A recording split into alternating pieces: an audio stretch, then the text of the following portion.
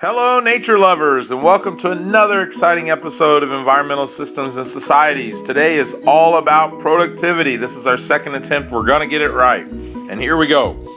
So productivity is how much of something is made in a specific area, a specific amount of time. So look at all this wood. This guy was crazy productive. He chopped this much wood in that much area in that much time. Not really, but it makes the point. All right, so what's gross productivity? It's how much of something is made before you take any deductions out. So your paycheck before taxes, or plants' glucose production before they do respiration. That is gross. Net is the amount of something left over after deductions. So your paycheck after taxes, sad day, or the amount of glucose left in the plant after they do respiration. That's net, okay?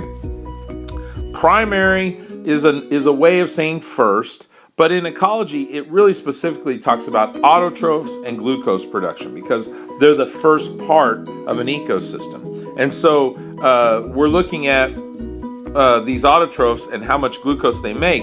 But what is an autotroph? It's not just plants. Autotrophs are any organism that make their own food, and there's actually two categories of them. There's one group that does it with photosynthesis, taking sunlight and combining water and carbon dioxide together to make glucose.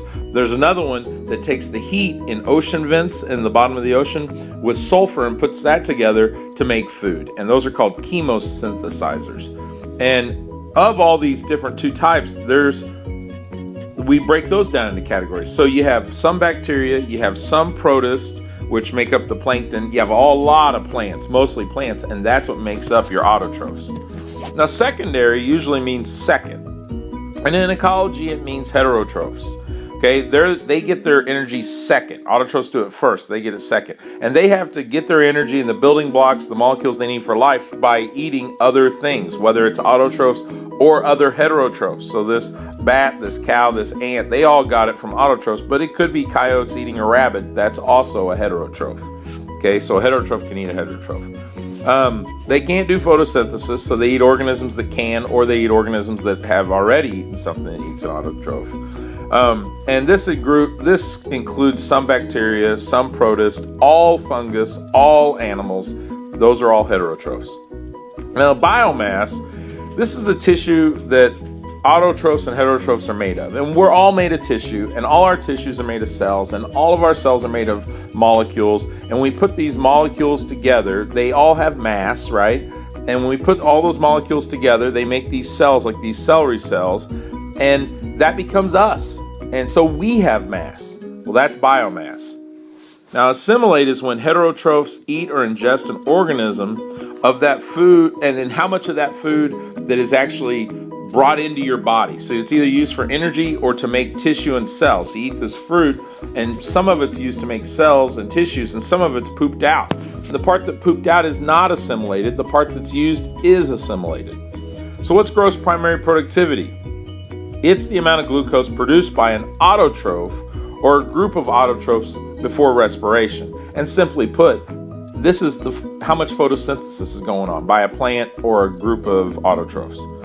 Net primary productivity is the amount of glucose left over after an autotroph does respiration. Okay, so after a plant makes glucose, then does respiration, how much glucose is left over?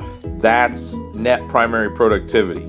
So what's gross secondary productivity? Well, gross secondary productivity is the amount of biomass eaten by a heterotroph or a group of heterotrophs.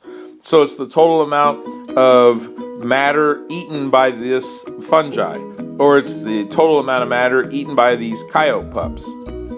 Okay, it's how much they eat. And what's net secondary productivity? It's the total amount of biomass assimilated by heterotrophs or a group of heterotrophs. And really what that means is it's the total amount that they turn into themselves or they use for energy, and it's not the part that they poop out. So that's maybe the easy part to remember. Biomass and net primary or secondary productivity is really just what they keep as themselves and not what they poop.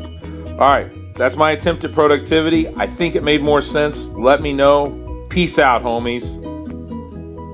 Mule.